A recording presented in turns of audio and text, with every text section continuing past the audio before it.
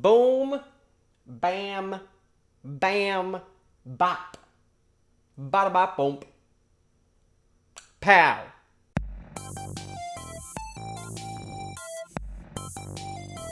Hey, welcome back to the AlphaGinger Show, and I was going to continue my fantasy football series where I do this scruffy voice, oh yeah. But, just like with my Macho Man Randy Savage impression, it hurts my throat.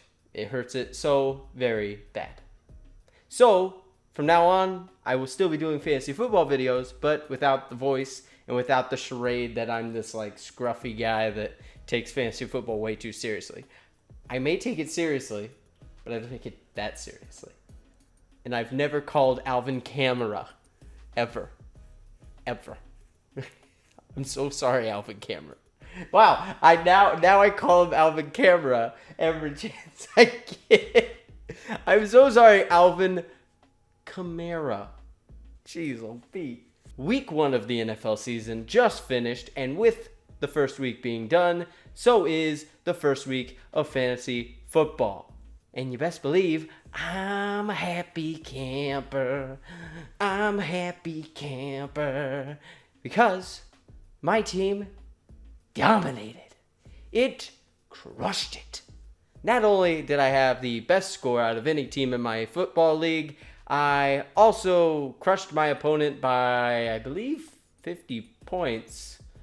But I'm going to go over who did well, who did bad, and some suggestions for all you fantasy footballers out there on who to pick up on the waivers before the big games this Sunday. I know as of speaking right now, it is actually Thursday, so if you were looking to pick up that Carolina Panthers or Tampa Bay Buccaneers player, sorry, you will not, I won't add them in this advice because the game is literally on my TV right over there, and it started. So sorry, but anyways, I just want to share first with you my team. I'm gonna show a picture of my team and how they did.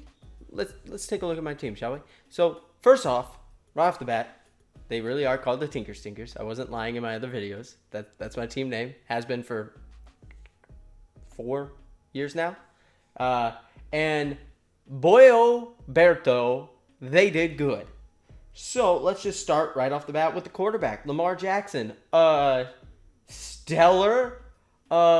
It's kind of a sad but happy moment for me because as a Miami Dolphins fan, I was sad to see that we truly are tanking for Tua. It's a sad day. I hate tanking. I think it's the worst way to try to rebuild a team. It's the saddest way, and it basically means you don't have any faith in any of your players. And that doesn't really build a good repertoire with the actual footballers on your team. And I'm not okay with it. Besides the point, they suck right now, but the Ravens don't suck. More importantly, Lamar Jackson, the glorified running back, quarterback, learned how to throw the ball over the offseason. Who would have thought of that? And he got me so many points. I was so very, very happy. And then on Monday, my ride or die for the season. I always have one each year that I go all in on, and I'm hoping please be the new fun toy to have on my team. And Josh Jacobs is that fun toy for the year. And he did not disappoint one bit. He got me 23 points. Yes! He is a rookie, and he is better than most of the other running backs.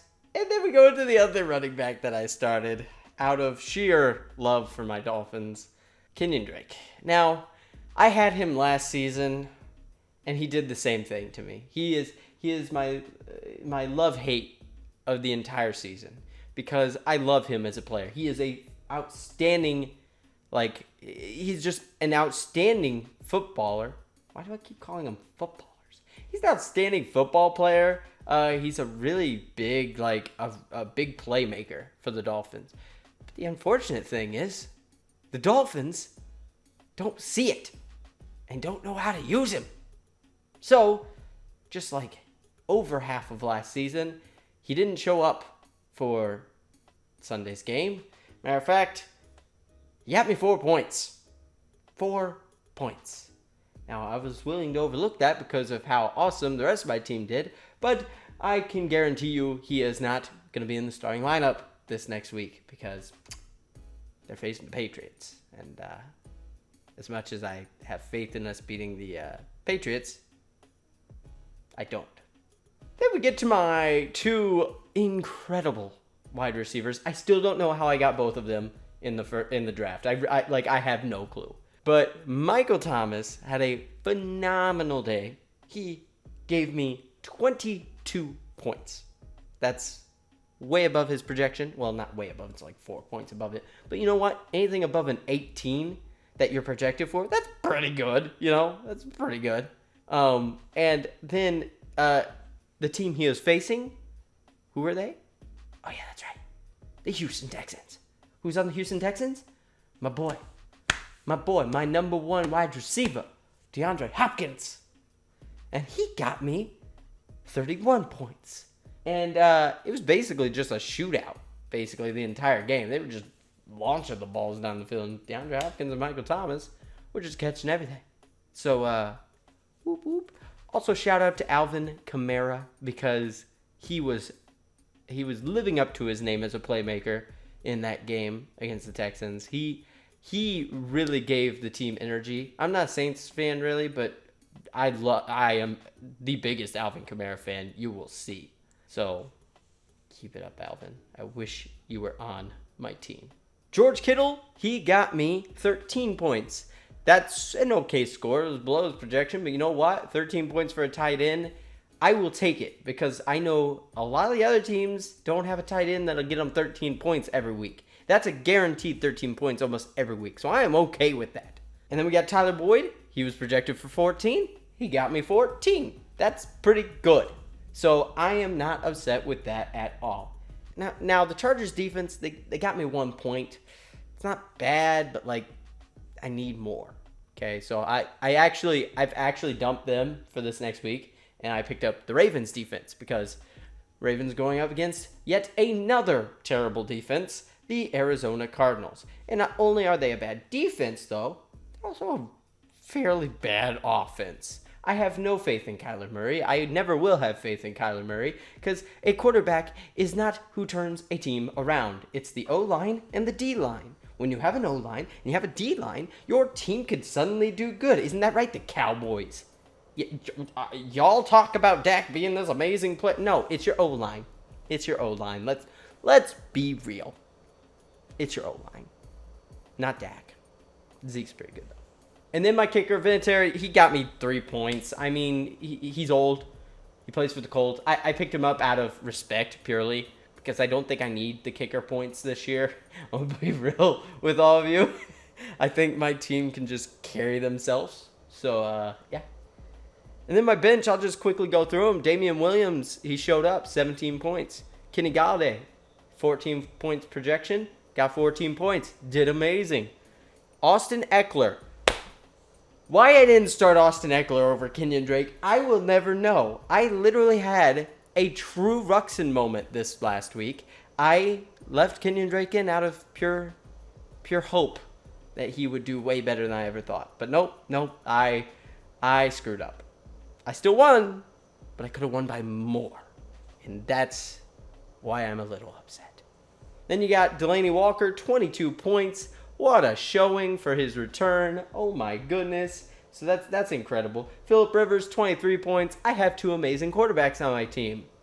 I would never have guessed I would have got 2. And Phillip Rivers wasn't even drafted. Can I just say this? Why was Phillip Rivers not drafted in my league? Why was he not drafted?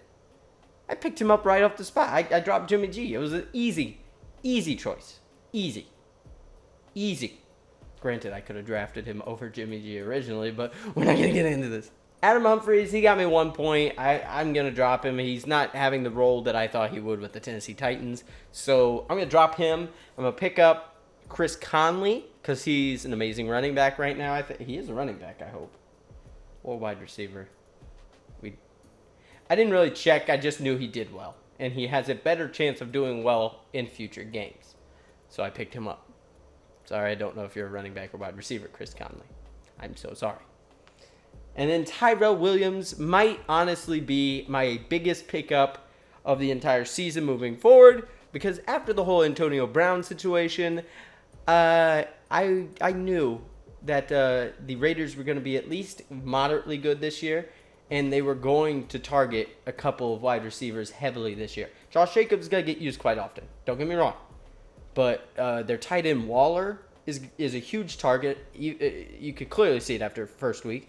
And Tyrell Williams is their number one wide receiver easily. And he did phenomenal in the first game on Monday. So I picked him up off the waivers before his week. I didn't want to play him because I wasn't quite sure.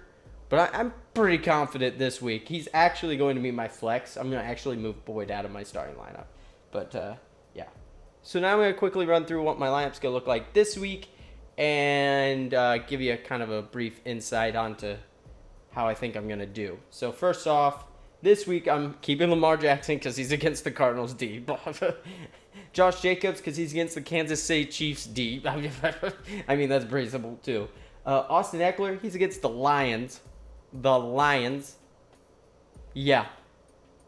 DeAndre Hopkins, he's against the Jaguars. It's a tough defense, but it's DeAndre Hopkins. I'm not going to sit DeAndre Hopkins. That's crazy. Michael Thomas is still in there, and he's actually against the LA Rams. A good defense, but again, Michael Thomas, top 3 wide receiver. I'm not sitting Michael Thomas.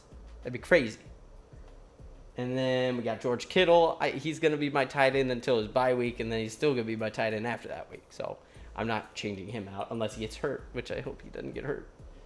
Tyrell Williams is now in the lineup over Boyd because I have very good confidence in him against the Chiefs defense. Boyd, I have confidence in Boyd, but I think Williams has a higher upside this week. So that's why I have him in. And then, like I said, I dropped the Chargers defense. I picked up the Ravens defense. Ravens against the Cardinals. That's an easy choice. Easy. And I kept Vinatieri because out of sheer respect. So, now with that being said, I have some suggestions for who people should pick up this week. Now, I haven't looked at the stats of like how much percentage they're on the waiver wire or whatever. I don't know if they're in the waiver wire in your league or anything, but these are just suggestions on who to pick up and who to maybe trade or get rid of just in general, because I don't see them producing much this week or really further after that. So, first off, get rid of Kenyon Drake. I can't stress this enough. I'm only keeping him on my bench out of pure respect and love for my Miami Dolphins. He probably won't see the starting lineup ever again. But my team is so deep that I don't need to worry about ever using him, because I have Damian Williams and I have these other people too. I have a deep team of running backs, so I'm not worried. But get rid of Kenyon Drake. If you can somehow finagle a trade for him, I would be impressed. But just get rid of him in general. Do whatever you have to. Get rid of him. Get rid of him. The Dolphins are a sinking ship. Don't be on board when it finally goes under. Tip number 2. As I did, pick up Tyrell Williams. He may already be on a lineup or someone, but pick him up if he isn't. If he's on the waivers, get him now. He is easily the number 1 receiver for the Raiders, and it looks like Carr, under Gruden's mentorship, is actually turning the corner and becoming good again. So get Tyrell Williams now. On that topic of the Raiders, get Waller. I think it's Darren Waller. Get their tight end. He has a huge target share. Get him. He's going to catch the ball. You saw Monday, if you watched the Monday game, he was catching a lot of his targets, and he got a lot of yards. And yards and catches, in a PPR league at least, is a lot of points. So look for him on the waivers. He probably wasn't drafted because he's kind of a relative unknown. So get Waller. Who else? If Derek Carr is available, I mean, I wouldn't put too much stake into him as a long-term quarterback. But you know what? He's against the Chiefs this week, and if you need a streaming quarterback, throw him in. He's probably going to do pretty well. It's the Chiefs' defense. Chiefs have an amazing offense, but their defense is terrible. So pick him up if you really need a quarterback, if you're desperate. Now, for those of you thinking Adrian Peterson is a huge pickup, I need to get him now, I hold off this week on him because he is playing the Dallas Cowboys. And as much as I gripe about the Cowboys and think they're just a garbage team in general, they have a decent defense. And Adrian Peterson, I don't think is going to get too many touches in this game because they're going to be behind early, I think, and they're going to pass the ball. And we all know Adrian Peterson's not a pass-catching running back. Never has been, and I don't think at his age he's ever going to be. So hold off this week on picking him up and using him. Just wait. But he should be helpful in future games. And then Giovanni Bernard, I don't know how he is not a common draft pick and why he's not being used by the Bengals more than he is. But pick him up if he's on your waiver wire because I think he's going to be used quite heavily now. They're against the 49ers. That's a solid matchup. He's good pass-catching running back, so you're going to get some reception points there. So look for him if you're desperate for a running back. But if you've got a stellar lineup, don't worry about it. Just leave him be. Don't touch him. Also, if you're in need of a defense, if you're one of those people that just picks up a new defense every week, might I suggest the Texans defense? They're going against the Jaguars. And yes, they have a okay running back in Leonard Fournette. Their quarterback just went down for the season. Nick Foles. They're using a rookie quarterback. Now, as much as I want to believe this guy can do well in his debut, I don't think he's going to do that well. And he's probably going to throw an interception or two. So pick up Texans defense, and you might be surprised with the friendly result you get. And lastly, this isn't a tip for a person to get or a person to trade or a person to get rid of. This is a literal just a plea to all of you.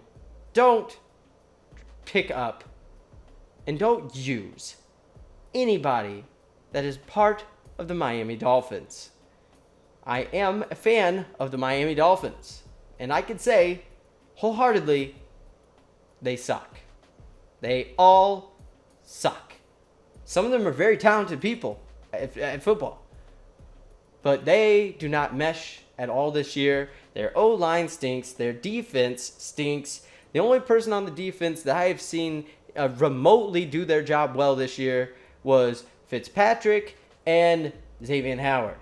But I mean, their defense is trash right now. So just don't. The line is trash. Don't pick up the defense, special teams. Don't pick up any of the receivers because they're not going to catch a ball because the QB is going to get sacked before the ball gets out of their hands. So don't pick up a QB too because they're just going to get sacked and broken every time they're out there. And don't pick up a running back because they're never going to get past the line because there's no O-line to protect them. And don't pick up a tight end because I couldn't even tell you what the tight ends' names are these days. I think it's Gesicki and O'Leary, but they're non-existent at this point. Don't touch a Dolphins player.